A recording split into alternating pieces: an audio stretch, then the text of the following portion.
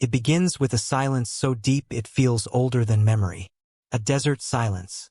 The kind that settles into the crevices of the red stone and waits, patient and unblinking. In the Alabama hills of California, the rocks rise like ancient knuckles punched up through the earth, shaped by winds no one remembers and by stories no one wants to repeat. And it was here, in the spring of 1871, that a woman named Esther Wade appeared alone. Witnesses said she stepped off the stagecoach with nothing but a trunk, a ledger, and eyes so dark they seemed carved from volcanic glass. She rented a wooden structure wedged between two rock formations, its walls rattling when the desert wind threaded through them. Nobody knew why she came. Nobody asked. Not in a place where questions traveled slower than bullets. Before we step deeper into this story, where are you watching from? It's strange how far tales like this travel. Esther kept mostly to herself, but the few who spoke with her remembered the same thing. The air around her felt wrong. Too thick, too still, as if the desert held its breath when she passed. Miners who visited her little shop described a tension they couldn't name. A heaviness on the chest. A ringing in the ears. One man wrote in his diary that her words, echoed longer than sound should travel. And then the vanishings began. At first, no one linked the missing men to her. Disappearances were common in this unforgiving stretch of California. But soon, the pattern became impossible to ignore. Every missing traveler, every miner lost to the desert, every wanderer whose trail simply stopped, had passed near Esther Wade's home. The sheriff came. He searched. He found nothing. No evidence. No bodies. No answers. But he, too, wrote something unusual in his report. The air was denser inside her home, as though filled with something unseen. And it was on a moonless night in July when the first true horror struck. An event that pushed Alabama hills from uneasy into dread. 3 men traveling north toward the silver mines, Henry Blackwood, James Corian, and William Thorne, never reached their destination. Search parties followed their tracks through the dust until the boot prints reached a point just 100 yards from Esther's property. And then, the footprints ended. Not scattered, not smudged, simply gone, as if the men had been lifted out of the world. Quick question, stranger to stranger. How did you find this story? Was it chance? Or something darker pulling you here? That's where the legend truly began, with 3 trails that led into empty space, and a woman who watched from her window as searchers passed her door without daring to knock twice. And this was only the beginning. If you've made it this far, you're already deeper than most.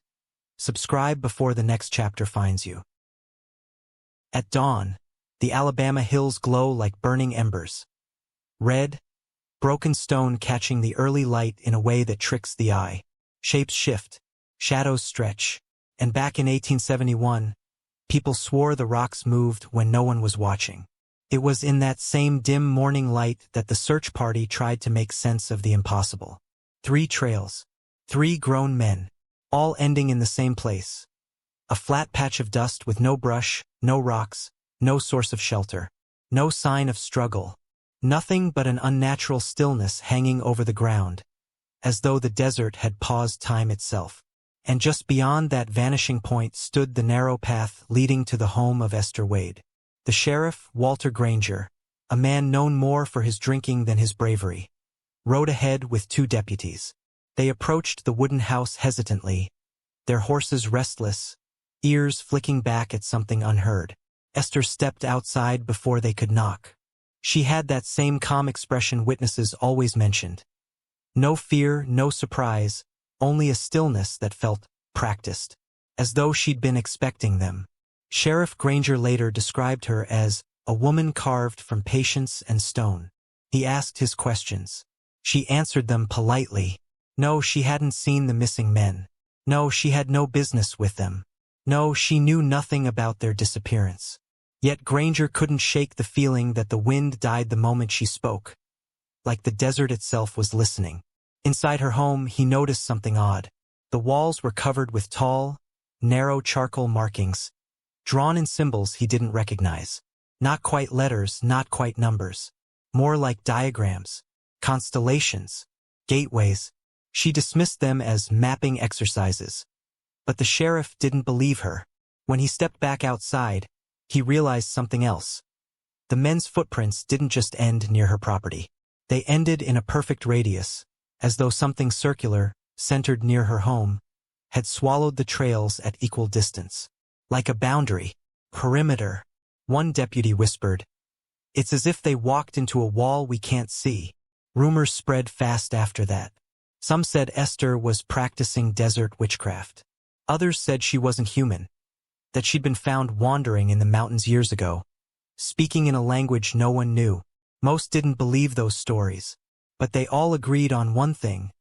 People vanished when they got too close to her. As the disappearances continued, a miner, a ranch hand, a traveling mother and her 2 sons, the townspeople formed a committee. They intended to confront Esther, to demand answers, to force her to leave. But before they could act, something else happened. Something that changed the tone of the entire county. A geologist passing through the region, a man named Elias Dent, woke one night to see a blue-white glow coming from the rocks near Esther's home. Bright, pulsing, unnatural light.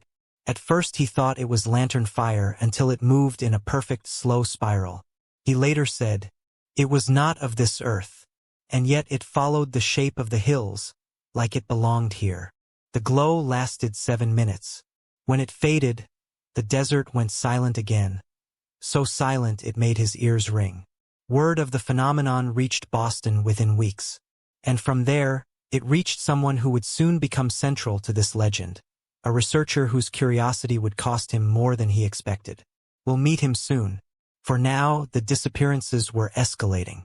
Fear was spreading, and Esther Wade remained calm as a stone in the river.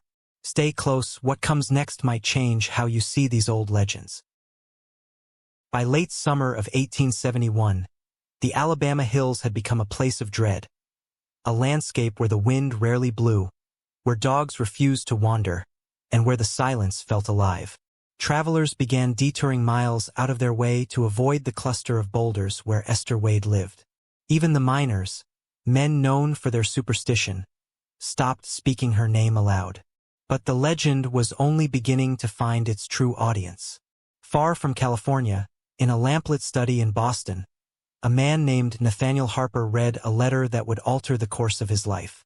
He was a researcher of strange phenomena, an academic whose fascination with unexplained disappearances bordered on obsession. The letter came from Elias Dent, the traveling geologist who had witnessed the spiraling blue-white glow. Dent wrote, "If the vanishings were merely criminal or accidental, I would not trouble you. But the ground here behaves strangely. Light moves without flame. Footprints end without cause. And a woman at the center of all this never seems to fear the dark." Harper booked a westbound train within the week. Back in California, the townspeople were growing desperate. 5 more people had vanished since the summer began. All of them seen near the same narrow pass leading to Esther's home. And each disappearance left behind the same chilling signature. Footprints that stopped mid-stride. One set, belonging to a rancher named Clyde Methers, ended at the rim of a shallow stone basin. Investigators described the dust there as magnetically disturbed, though that word meant nothing to them in 1871. The ground looked as if something circular and heavy had pressed outward, smoothing the dust in a perfect symmetry. Esther Wade saw the searchers from her window. She didn't step outside. She didn't offer help. She simply watched. By mid-September, the glow Elias Dent reported returned, brighter this time, visible from Lone Pine nearly 5 miles away. Witnesses described it differently now. Not a spiral, but a flickering pillar, rising from between 2 giant boulders like a flame bending in the wind, except the air was still. Livestock refused to graze near the rocks after that. Birds avoided the area entirely. And for the first time, even the sheriff admitted, something here isn't right. On the night the glow appeared for the 3rd time, Esther left her home. She walked between the boulders, her figure framed by the rising blue light. 2 miners watching from a distance swore she lifted her hands as if welcoming the glow or commanding it. One of them, Thomas Greaves, later said, "It didn't look like she walked into the light. It looked like the light leaned toward her." Fear crystallized into accusation. The townspeople, already restless, now believed Esther was summoning whatever force had been taking their own. As panic grew, so did curiosity. And in the middle of that fragile tension, Nathaniel Harper arrived, stepping off the stagecoach with a notebook, a traveling case, and the stubborn confidence of a man who believed reason could conquer anything. He was wrong. He visited the sheriff first, then Elias Dent, then the families of the missing. Every story lined up too perfectly, too impossibly. And so Harper did something no one else dared to do. He approached Esther's home alone, under the thin crescent moon. The meeting lasted only 15 minutes, but witnesses saw something they could never explain. Harper entered her home, but when he stepped out, he was pale, sweating, and trembling, as though he'd aged years in that brief encounter. He refused to speak of what he witnessed inside. Not then, not ever. But he did say one thing to the sheriff in a shaking voice. "She isn't causing the disappearances. She's trying to stop them." A statement that divided the town and seeded the deepest fear of all. If Esther wasn't the danger, what was? "Don't go quiet yet. The next whisper in the dark is almost here." Nathaniel Harper was not the kind of man easily shaken. He had walked through abandoned coal tunnels in Pennsylvania, stood in the aftermath of an unexplainable fire in the Adirondacks, and investigated disappearances in the Appalachian hollers where even the locals muttered prayers under their breath. But whatever he saw inside Esther Wade's home that night, it frightened him in a way no earthly thing ever had.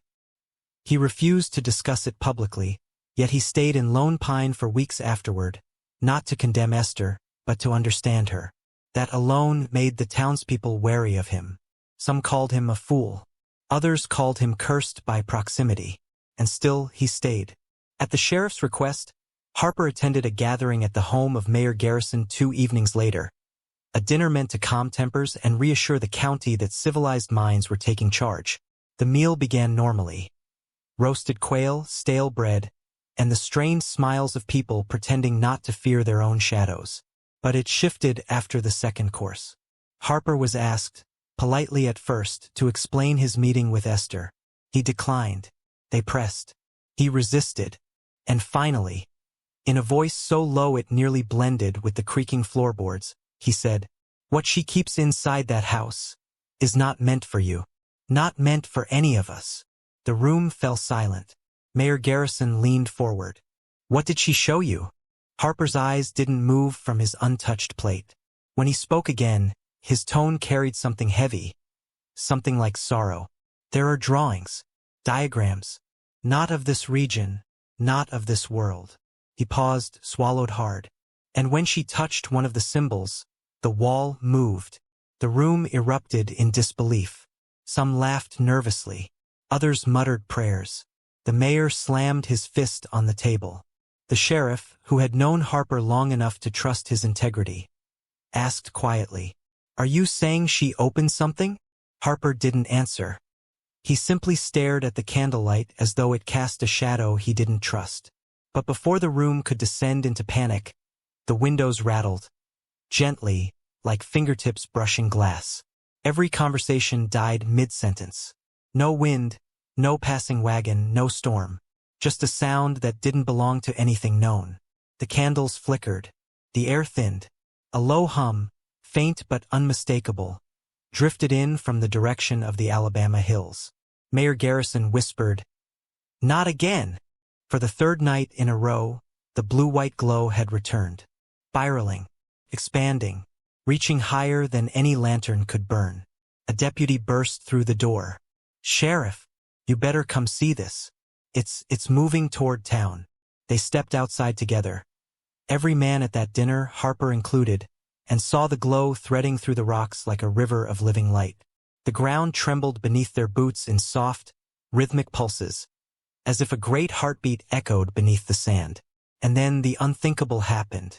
The glow collapsed inward, not fading, not drifting, but folding into itself like a whirlpool made of light.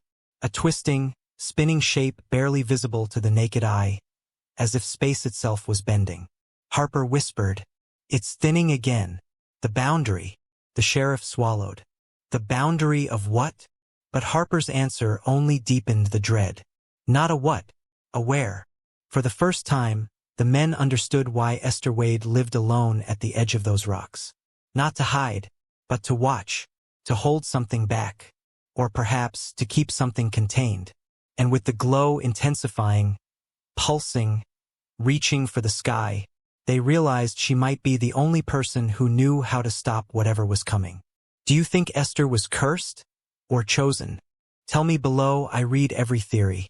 Only the curious make it this far. The next truth waits just beyond. When dawn touched the Alabama hills the next morning, it found the townspeople already awake, staring toward the jagged landscape where the strange glow had risen through the night. The rocks, usually still as monuments, felt different now. Leaning, listening, waiting. Word spread fast.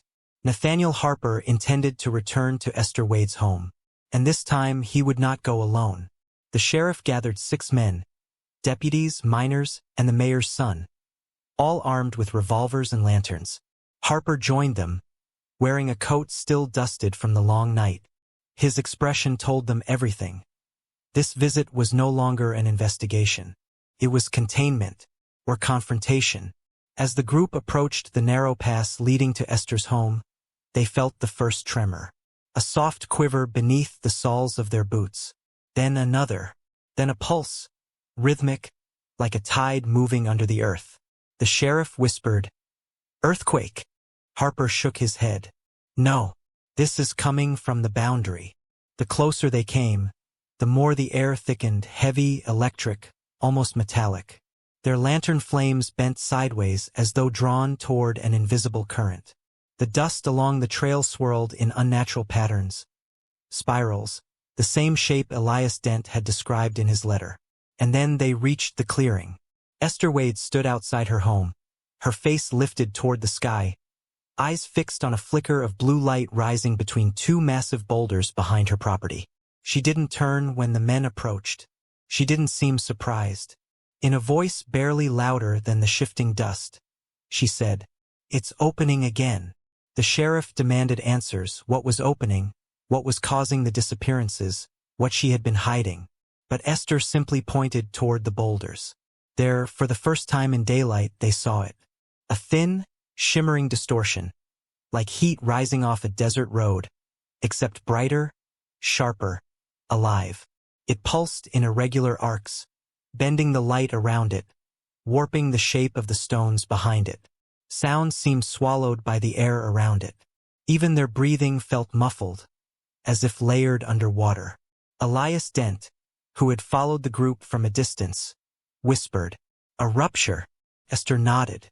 "A thinning," she clarified, "between here and somewhere else. It is not a doorway. It is not a place meant for living things." The men stared in horror as the distortion expanded, stretching, widening, rippling like the surface of a mirror touched by an unseen hand. One deputy took a step backward. "Is that where they went? The missing ones?" Esther's voice trembled for the first time. "No one goes there. They are pulled." It was right then, that the ground convulsed violently, throwing several men off balance. A deep rumble roared through the rocks, echoing like thunder inside a cavern. Birds burst from cracks in the cliffs, frantic and disoriented, fleeing the area entirely. The boulders nearest the rupture shuddered, dust spilling down their faces like falling ash. A jagged crack split the earth at the sheriff's feet. Harper grabbed Esther's arm. "How do we close it?" She looked at him, eyes dark and terrified. "It can't be closed. Not by us." The sheriff yelled over the rising rumble. "Then why are you here? Why stay here alone?" Esther swallowed hard. "Because someone must stand between it and the rest of you." Before anyone could respond, the distortion surged outward in a flash. A funnel of pale light shooting upward, twisting the air into a cyclone of dust and scorching heat. Men stumbled backward, shielding their faces. And then the worst part came. From within that twisting light, a shape moved, not human, not animal, a silhouette, stretching long and wrong against the bright haze, as if the light tried to form something it didn't fully understand. Esther screamed, "Turn away!" But one of the miners looked directly into the distortion, and in an instant he vanished. No sound, no body, not even a footprint left behind. Just gone. Panic erupted. Men scrambled backward, tripping over stones, dropping lanterns. Harper grabbed the sheriff before he fell into the widening crack in the ground. The distortion pulse grew faster, stronger, hungry. Elias Dent, shaking violently, whispered, "The hills are collapsing. Not outside, but inward." The air snapped with electricity. The rupture shrank suddenly, pulling inward with ferocious force, like a breath being sucked back into whatever world lay beyond. Then, just as suddenly, the light disappeared. Silence hit the clearing so abruptly it made the sheriff's ears ring. The trembling ground stilled. Dust settled.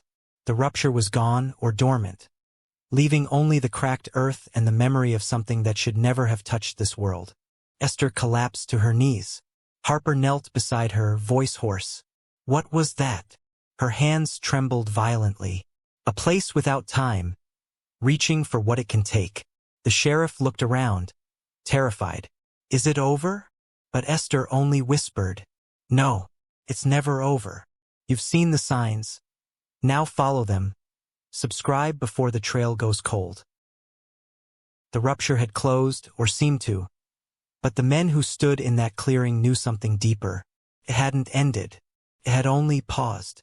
The air still tasted of iron and dust. The rocks still leaned inward, as though listening for the next pulse. And Esther Wade, the woman so many had feared, now looked impossibly small against the towering stone walls. After the collapse, only 5 men remained in the clearing. The miner who had gazed into the distortion was gone without a trace, claimed by a place none of them could name. Another lay unconscious, thrown against the rocks during the quake. Sheriff Granger knelt beside him while Harper and Elias Dent steadied Esther. When the tremors finally stopped, Harper tried once more. "Esther," he whispered, "tell us the truth. What is that thing?" She didn't look at him, didn't look at anyone. Her eyes were fixed on the place where the light had erupted, on the wall of stone that still shimmered faintly, like heat-warped air. "When I was a girl," she murmured, "I wandered too far into these hills. There was a—" She hesitated. The sheriff watched her nervously. "A thinning, a soft place between worlds. I stepped into it." Her voice cracked. "And something stepped back with me." The men tensed. Esther exhaled slowly. "I've spent my life trying to understand it, to contain it, to keep others away. But the ground changes. The boundary shifts. And when it wants something," she swallowed hard, "it will take it." The sheriff's face twisted with fear and anger. "All this time, you knew it would come back?" Esther nodded. "And you stayed here? Alone?" Harper asked. Her answer was barely a whisper. "To keep it from finding anyone else." A silence settled over them, thick, suffocating. For the first time, Elias Dent understood the terror behind his own notes. For the first time, Harper realized why Esther lived in isolation. For the first time, the sheriff felt shame for every accusation he'd made. But understanding came too late. The ground beneath Esther trembled. Once, softly, like a heartbeat beneath her feet. Her breath caught. "No," she whispered. "Not again. Not now." The faint shimmer on the stone wall thickened, bending the light around it, warping the shadows. A soft humming rose from the rocks, building in slow, dreadful waves. Harper stepped forward. "Esther, get away from it." "I can't," she said, tears forming in her eyes. "It followed me back. It always follows." The sheriff lunged forward to pull her away, but his hand passed through her shoulder like she was made of smoke. Harper froze. "Esther?" His voice quivered, more than he'd ever admit. She looked back at him with eyes full of fear. Yes, but also relief. "It's choosing," she whispered. "It always chooses." The sheriff stumbled backward. Elias Dent covered his mouth in horror. The shimmering distortion deepened, pulling inward like a great unseen breath. Dust lifted around Esther's feet, swirling, rising, twisting upward as if gravity had reversed itself. Harper reached out desperately. "Esther, fight it. Stay with us." But she only shook her head. "No one fights it. Not really. Not for long." Her hair lifted in the charged air. Her coat fluttered upward. The dust spiraled violently now, forming a spinning column of white and gold around her body. Harper tried to run toward her, but a force pushed him back, a wall of pressure that made his ears pop and his vision blur. The sheriff shouted her name. Elias Dent sobbed into his hands. And Esther Wade, the woman who had stood watch over the boundary for her entire life, met Harper's gaze one last time. "Tell them," she whispered. "Tell them it's not gone." The distortion pulsed, sharp, blinding, and in a single flash of bent light, Esther vanished. Her body dissolved into the column of spiraling dust so quickly it looked like she had been erased. The stones shook. The air snapped. The spiral collapsed inward once, twice, and then shot upward into the sky like a streak of burning white. And it was over. Truly over. No shimmer. No tremor. Nothing but silent stone. The sheriff fell to his knees. Elias Dent trembled uncontrollably. Harper stood alone, staring at the empty place where Esther had stood. A deep sadness washed over him, because he understood what the others didn't. Esther's disappearance wasn't a death. It wasn't even a loss. It was a replacement. The boundary had claimed its guardian. Don't close the page yet. The legend isn't finished with you. First, no one spoke. The clearing felt hollow, smothered by a silence so complete it bordered on grief. The Alabama hills stood motionless around them. Towering stones, long shadows, a sky pale from shock. Harper's breathing was the only sound, shallow and shaky, as he stared at the place where Esther Wade had been moments before. The sheriff broke the silence first. "She's gone," he whispered, but Harper shook his head, slowly, painfully. "No," he said. "She's not gone. She's taken." The sheriff stumbled backward, shaking his head. "I can't believe that. I won't. She stepped into something she shouldn't have been near." Harper closed his eyes. "She didn't step into it. It reached for her." Elias Dent wiped his face with trembling hands. He'd written countless notes, sketched diagrams, measured impossible readings. Yet he was no closer to understanding the phenomenon than he had been the day he first saw the spiral of light. "Then what do we do?" he asked. "What happens now?" Harper didn't answer. Not because he didn't know, but because the truth was worse than all the fear the townspeople had conjured. After Esther's disappearance, the men searched her home. Not out of greed but desperation, a need to understand the one person who had stood between their world and the unknown. Inside, they found the symbols again. Lines, shapes, patterns drawn in charcoal, chalk, and blood-red pigment made from crushed stone. The diagrams weren't maps of places. Not exactly. They were warnings, repeating geometric forms showing how the boundary weakened, where the thinning grew, how far the force reached. In every drawing, one thing appeared again and again. A circle, sometimes small, sometimes large enough to touch the edges of the page. A boundary, perimeter, the exact shape found in the dust where the disappearances occurred. Harper traced one of the circles with his finger. A perfect ring drawn with trembling strokes. At the bottom of the page, Esther had written a single haunting phrase. "Containment fails when watched by the wrong eyes." The sheriff swallowed hard. "What does that mean?" Harper looked up. "She wasn't hiding something from us. She was hiding us from something." Elias Dent backed away from the table. "So the vanishings, the symbols, the lights, they were signs," Harper said, voice hollow. "Warnings of a breach forming. Esther wasn't the cause. She was the resistance." The sheriff's voice cracked with guilt. "We blamed her. We didn't understand her," Harper corrected. "And we never will." That night, Harper stayed alone inside Esther's home, searching for anything she might have left behind, any final guidance. Hours passed. The sky darkened. The lantern flickered. And then, in the quiet just before dawn, the wind changed. Soft, deliberate, familiar, carried a sound. Not a voice exactly, more like the faint echo of one. A whisper carried through the stone formations, curling into the open doorway like a wisp of memory. Harper stepped outside. The wind brushed past him, swirling dust in a small ring at his feet. A perfect circle marked in the earth. A message, a reminder, a warning. Somewhere deep within the rocks, a faint shimmer pulsed, so subtle most eyes would miss it. A thinning, a heartbeat, a place where the veil had never fully closed. Harper felt it. The sheriff felt it. Even the desert seemed to feel it. The boundary was quieter now, dormant, sated, but not gone. The disappearances ended after Esther's vanishing. Men returned to the mines. Families returned to their routines. But the legend, her legend, never faded. For years afterward, travelers reported strange winds that circled their camps at night. Lanterns flickered when no breeze was present.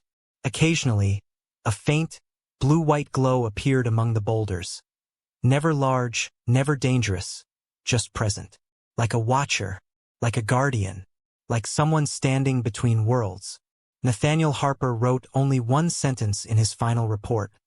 A line so haunting it outlived him. The hills took Esther Wade not because she was cursed, but because she was willing. Even now, in certain seasons, the dust will shift in perfect rings near the place where her home once stood. Some swear they hear footsteps in the gravel, pacing patiently. Others claim the desert grows unnaturally still when they wander too far. And a few, just a few, say they've seen a woman standing between the boulders at dusk, her dark hair caught in the wind, watching the horizon as though guarding something just out of sight. Whether spirit or echo or memory, no one knows. But one truth remains. Some boundaries never close. They only wait. This story came from fragments of real folklore. If it stayed with you, share it. And thank you for keeping old legends alive.